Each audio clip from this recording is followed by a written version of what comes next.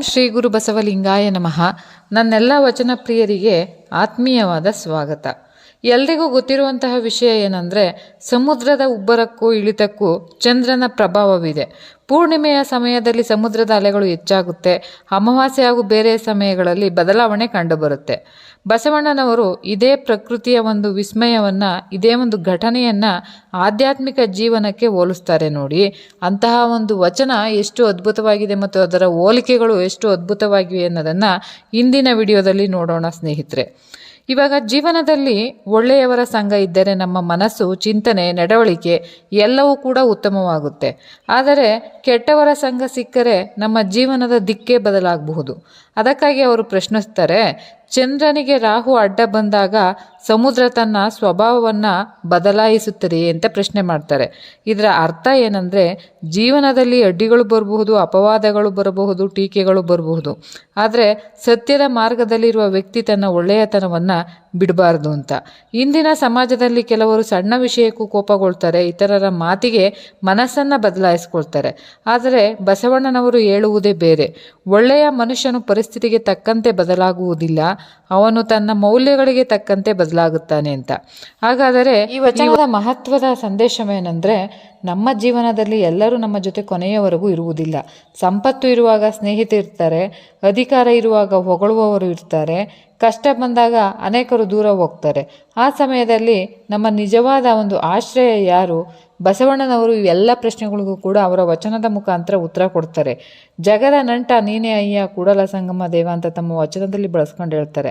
ಹಾಗಾದರೆ ಅಂತಹ ಒಂದು ವಚನವನ್ನೊಮ್ಮೆ ಪೂರ್ಣವಾಗಿ ಕೇಳೋಣ. ವಚನವು ಹೀಗಿದೆ: ಚಂದ್ರೋದಯಕ್ಕೆ ಅಂಬುದಿ ಹೆಚ್ಚುವುದಯ್ಯ, ಚಂದ್ರ ಕುಂದೆ ಕುಂದುವುದಯ್ಯ, ಚಂದ್ರಂಗೆ ರಾಹು ಅಡ್ಡ ಬಂದಲ್ಲಿ ಅಂಬುದಿ ಬೊಬ್ಬಿಟ್ಟೀತೆ, ಅಂಬುದಿಯ ಮುನಿಯ ಪ್ರೋಷಾಣವ ಕೊಂಬಲ್ಲಿ ಚಂದ್ರಮ್ಮನ ಅಡ್ಡ ಬಂದನೆ, ಆರಿಗಾರೋ ಇಲ್ಲ ಕೆಟ್ಟವಂಗೆ ಕೆಳೆಯಿಲ್ಲ, ಜಗದ ನಂಟ ನೀನೇ ಅಯ್ಯ ಕೂಡಲ ಸಂಗಮ ದೇವ.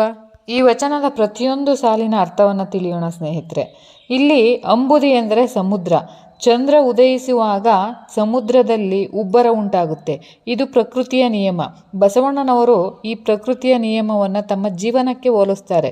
ನಮ್ಮ ಜೀವನದಲ್ಲಿಯೂ ಒಳ್ಳೆಯ ವ್ಯಕ್ತಿಗಳ ಸಂಘ ಸಿಕ್ಕಾಗ ನಮ್ಮ ಮನಸ್ಸು ಬೆಳೆಯುತ್ತದೆ, ಒಳ್ಳೆಯ ಆಲೋಚನೆಗಳು ಬರುತ್ತವೆ, ಭಕ್ತಿ ಹೆಚ್ಚಾಗುತ್ತದೆ, ಜ್ಞಾನ ಬೆಳೆಯುತ್ತೆ. ಆದ್ದರಿಂದ ನಮ್ಮ ಜೀವನದಲ್ಲಿ ಸತ್ಸಂಗ ಬಹಳ ಮುಖ್ಯ ಅಂತ ಹೇಳ್ತಾರೆ.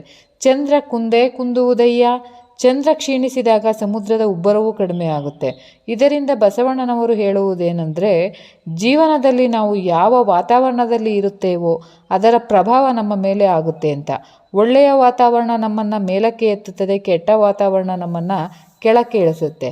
ಆದ್ದರಿಂದ ಸಂಘ ಬಹಳ ಮುಖ್ಯ. ಚಂದ್ರಂಗೆ ರಾಹು ಅಡ್ಡ ಬಂದಲ್ಲಿ ಅಂಬುದಿ ಬೊಬ್ಬಿಟ್ಟೀತೆ, ಇದು ಬಹಳ ಆಳವಾದ ಪ್ರಶ್ನೆ ನೋಡಿ. ಗ್ರಹಣದ ಸಮಯದಲ್ಲಿ ರಾಹು ಚಂದ್ರನಿಗೆ ಅಡ್ಡ ಬಂದರೂ ಸಮುದ್ರದ ತನ್ನ ಸ್ವಭಾವವನ್ನು ಕಳೆದುಕೊಳ್ಳುವುದಿಲ್ಲ. ಹಾಗೆಯೇ ಒಳ್ಳೆಯ ಮನುಷ್ಯನಿಗೆ ಜೀವನದಲ್ಲಿ ಸಮಸ್ಯೆಗಳು ಬರಬಹುದು, ಜನರು ಟೀಕೆ ಮಾಡ್ಬೋದು, ಸುಳ್ಳು ಆರೋಪ ಮಾಡ್ಬೋದು. ಆದರೆ ಅದರಿಂದ ಅವನು ತನ್ನ ಒಳ್ಳೆಯತನವನ್ನು ಬಿಡಬಾರ್ದು. ಇಂದಿನ ಸಮಾಜದಲ್ಲಿಯೂ ಕೂಡ ಇದೇ ಆಗ್ತಿರೋದು. ಒಳ್ಳೆಯ ಕೆಲಸ ಮಾಡುವವರನ್ನು ಕೆಲವರು ಟೀಕಿಸ್ತಾರೆ, ನಿಜವಾದ ಭಕ್ತರನ್ನು ಕೆಲವರು ಅರ್ಥನೇ ಮಾಡಿಕೊಳ್ಳೋದಿಲ್ಲ. ಆದರೆ ಬಸವಣ್ಣನವರು ಹೇಳ್ತಾರೆ, ಸತ್ಯದ ಮಾರ್ಗದಲ್ಲಿ ನಡೆಯುವವರು ಜನರ ಮಾತಿಗೆ ಹೆದರಬಾರದು ಅಂತ. ಒಂದು ಉದಾಹರಣೆ ಕೊಡೋದಾದರೆ, ಒಂದು ದೊಡ್ಡ ಆಲದ ಮರಕ್ಕೆ ಗಾಳಿ ಜೋರಾಗಿ ಬೀಸುತ್ತೆ, ಆದರೆ ಅದರ ಬೇರು ಗಟ್ಟಿಯಾಗಿದ್ದರೆ ಅದು ಬೀಳುವುದಿಲ್ಲ. ಹಾಗೆಯೇ ದೇವರ ಮೇಲೆ ನಮ್ಮ ನಂಬಿಕೆ ಗಟ್ಟಿಯಾಗಿದ್ದರೆ ಯಾವುದೇ ಸಂಕಷ್ಟ ನಮ್ಮನ್ನು ಕುಗ್ಗಿಸಲಾರದು ಅಂತ. ಮತ್ತೊಂದು ಉದಾಹರಣೆಯನ್ನು ಕೊಡಬೇಕಾದ್ರೆ, ಸಮುದ್ರಕ್ಕೆ ಸಾವಿರಾರು ನದಿಗಳು ಬಂದು ಸೇರ್ತವೆ, ಆದರೂ ಸಮುದ್ರ ತನ್ನ ವಿಶಾಲತೆಯನ್ನು ಕಳೆದುಕೊಳ್ಳುವುದಿಲ್ಲ. ಹಾಗೆಯೇ ಒಬ್ಬ ನಿಜವಾದ ಭಕ್ತನು ಹೊಗಳಿಕೆಯಲ್ಲೂ ಅಹಂಕಾರ ಪಡಬಾರದು, ಟೀಕೆಯಲ್ಲೂ ಕೂಡ ಕುಗ್ಗಬಾರದು. ಈ ವಚನದ ಮೂಲಕ ಬಸವಣ್ಣನವರು ಹೇಳುವಂತಹ ಮುಖ್ಯ ಸಂದೇಶ ಏನು ಅಂದರೆ, ನಮ್ಮ ಸ್ವಭಾವವನ್ನು ಪರಿಸ್ಥಿತಿಗಳು ಬದಲಾಯಿಸಬಾರದು. ನಾವು ಸತ್ಯ, ಧರ್ಮ ಮತ್ತು ಭಕ್ತಿಯಲ್ಲಿ ಸ್ಥಿರವಾಗಿರಬೇಕು ಅಂತ ಹೇಳ್ತಾರೆ. ಆರಿಗಾರು ಇಲ್ಲ ಕೆಟ್ಟವಂಗೆ ಕೆಳೆಯಿಲ್ಲ ಎಂಬ ಸಾಲಿನ ಆಳವಾದ ಅರ್ಥ ಇಂದಿನ ಜೀವನಕ್ಕೆ ಅದರ ಸಂಬಂಧವನ್ನು ವಿವರವಾಗಿ ನೋಡೋದಾದರೆ, ಈ ಒಂದೇ ಒಂದು ಸಾಲಿನಲ್ಲಿ ಬಸವಣ್ಣನವರು ಜೀವನದ ದೊಡ್ಡ ಸತ್ಯವನ್ನೇ ಹೇಳ್ತಾರೆ ನೋಡಿ. ಆರಿಗಾರು ಎಂದರೆ ನಿಜವಾದ ಶತ್ರು. ಬಸವಣ್ಣನವರು ಹೇಳೋದು, ಒಬ್ಬ ಮನುಷ್ಯನಿಗೆ ಹೊರಗಿರುವ ಶತ್ರುವಿಗಿಂತ ಅವನೊಳಗಿರುವ ಅಹಂಕಾರ, ಕೋಪ, ಅಸೂಯೆ, ದ್ವೇಷ ಮತ್ತು ಲೋಭ ಇವೇ ದೊಡ್ಡ ಶತ್ರುಗಳು ಅಂತ. ಇವು ಮನಸ್ಸಿನಲ್ಲಿ ಇದ್ದರೆ ಹೊರಗಿನ ಯಾರೂ ಕೂಡ ನಮ್ಮನ್ನು ಸೋಲಿಸುವ ಅಗತ್ಯವೇ ಇಲ್ಲ ಅಂತ. ಕೆಟ್ಟವಂಗೆ ಕೆಳೆಯಿಲ್ಲ. ಕೆಟ್ಟ ಅಭ್ಯಾಸಗಳನ್ನು ಹೊಂದಿರುವ ವ್ಯಕ್ತಿಗೆ ನಿಜವಾದ ಸ್ನೇಹಿತರು ಇರುವುದಿಲ್ಲ. ಸಂಪತ್ತಿದ್ದಾಗ ಜನರ ಸುತ್ತಮುತ್ತ ಬರ್ತಾರೆ, ಹಣ ಇದ್ದಾಗ ಹೊಗಳುವವರು ಬರ್ತಾರೆ, ಸಂಕಷ್ಟ ಬಂದಾಗ ಯಾರ ಜೊತೆಯಲ್ಲಿರ್ತಾರೆ? ಬಹಳ ಕಡಿಮೆ ಜನ. ಆದ್ದರಿಂದ ಬಸವಣ್ಣನವರು ಎಚ್ಚರಿಕೆ ಕೊಡ್ತಾರೆ, ಒಳ್ಳೆಯ ಗುಣಗಳನ್ನು ಬೆಳೆಸಿಕೊಳ್ಳಿ, ಆಗ ನಿಜವಾದ ಸಂಬಂಧಗಳು ನಮ್ಮ ಜೀವನದಲ್ಲಿ ಉಳಿಯುತ್ತವೆ ಅಂತ.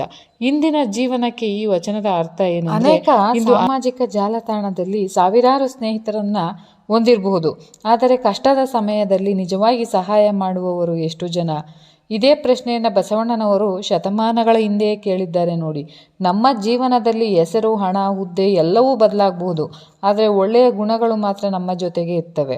ಒಂದು ಮರ ಹಣ್ಣು ಕೊಡುವವರೆಗೆ ಎಲ್ಲರೂ ಅದರ ನೆರಳಿಗೆ ಬರ್ತಾರೆ, ಹಣ್ಣು ಇಲ್ಲದಾಗ ಅದನ್ನು ಹುಡುಕುವವರೇ ಇರುವುದಿಲ್ಲ.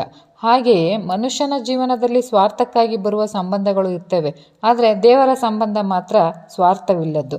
ಈ ವಚನ ನಮಗೆ ಕಲಿಸುವ ಪಾಠ ಏನಂದರೆ, ಕೋಪವನ್ನು ಕಡಿಮೆ ಮಾಡಬೇಕು, ಅಸೂಯೆಯನ್ನು ಬಿಡಬೇಕು, ದ್ವೇಷವನ್ನು ಮನಸ್ಸಿನಲ್ಲಿ ಇಟ್ಟುಕೊಳ್ಳಬಾರ್ದು, ಒಳ್ಳೆಯವರ ಸಂಘವನ್ನೇ ಮಾಡಬೇಕು, ದೇವರ ಮೇಲಿನ ನಂಬಿಕೆಯನ್ನು ಗಟ್ಟಿಗೊಳಿಸಬೇಕು. ಇವುಗಳನ್ನು ಜೀವನದಲ್ಲಿ ಅಳವಡಿಸಿಕೊಂಡ್ರೆ ಮನಸ್ಸಿಗೆ ಶಾಂತಿಯಿಂದ ಬದುಕ್ಬೋದು, ಮನಸ್ಸಿಗೆ ಶಾಂತಿ ಸಿಗುತ್ತೆ. ಆತ್ಮಚಿಂತನೆ ಅಂದರೆ ಪ್ರತಿ ರಾತ್ರಿ ಮಲಗುವ ಮೊದಲು ನಿಮ್ಮನ್ನು ನೀವು ಕೇಳಿಕೊಳ್ಳಿ, ಇಂದು ನಾವು ಯಾರಿಗಾದರೂ ನೋವು ಕೊಟ್ಟಿದ್ದೀವಾ? ಇವತ್ತು ನಾವು ಯಾರ ಮೇಲಾದರೂ ದ್ವೇಷವನ್ನು ಇಟ್ಕೊಂಡಿದ್ದೀವಾ? ನನ್ನ ಮಾತಿಂದ ಯಾರಾದರ ಮನಸ್ಸಿಗೆ ನೋವಾಗಿದೆಯಾ? ದೇವರನ್ನು ಎಷ್ಟು ಕ್ಷಣ ನೆನಪಿಸಿಕೊಂಡೆ? ಈ ಪ್ರಶ್ನೆಗಳನ್ನು ನಮ್ಮನ್ನೇ ನಾವು ಕೇಳ್ಕೊಳ್ಬೇಕು. ನಮ್ಮ ಜೀವನ ನಿಜವಾಗಿಯೂ ಕೂಡ ನಿಧಾನವಾಗಿ ಉತ್ತಮವಾಗುತ್ತೆ. ಬಸವಣ್ಣನವರು ಈ ವಚನದಲ್ಲಿ ಹೇಳುವುದು ಕೇವಲ ಭಕ್ತಿಯ ವಿಷಯವಲ್ಲ, ಒಳ್ಳೆಯ ಮನುಷ್ಯನಾಗಿ ಬದುಕುವ ಮಾರ್ಗವನ್ನು ಸುತ್ತಮುತ್ತ ಎಷ್ಟೇ ಕೆಟ್ಟ ಪರಿಸ್ಥಿತಿ ಇದ್ದರೂ ಕೂಡ ನಾವು ನಮ್ಮ ಒಳ್ಳೆಯತನವನ್ನು ಬಿಡಬಾರದು. ಉದಾಹರಣೆಗೆ ದೀಪ ನೋಡಿ, ಅದರ ಸುತ್ತಲೂ ಕೂಡ ಕತ್ತಲೆ ಇದ್ದರೂ ತನ್ನ ಬೆಳಕನ್ನು ನಿಲ್ಲಿಸಿಲ್ಲ. ಅದೇ ರೀತಿ ನಾವು ದೀಪದ ಹಾಗೆ ಬೆಳಗ್ತಾ ಇರಬೇಕು ಅಂತ ಹೇಳ್ತಾ, ಮತ್ತೆ ಮುಂದಿನ ಒಂದು ವಚನದ ಸುಂದರ ವಿವರಣೆಯೊಂದಿಗೆ ಮತ್ತೆ ಭೇಟಿಯಾಗೋಣ. ಎಲ್ಲರಿಗೂ ಕೂಡ ಹೃದಯಪೂರ್ವಕ ಧನ್ಯವಾದಗಳು. ಶರಣಾರ್ಥಿಗಳು.